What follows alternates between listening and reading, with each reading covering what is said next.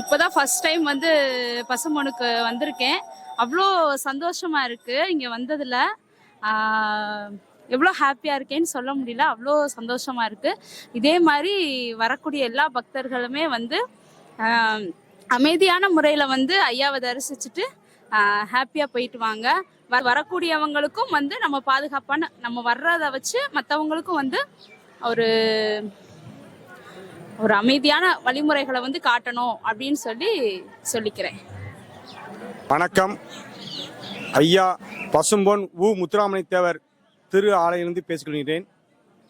நாங்கள் விருதுநகர் மாவட்டம் வெள்ளூர் குமரத்திலிருந்து ஐயாவை தரிசிக்காக வந்துள்ளோம். இது பசுமன் சித்தரை தரிசிக்க வரவங்களுக்கு ஒரே ஒரு வேண்டுதல்.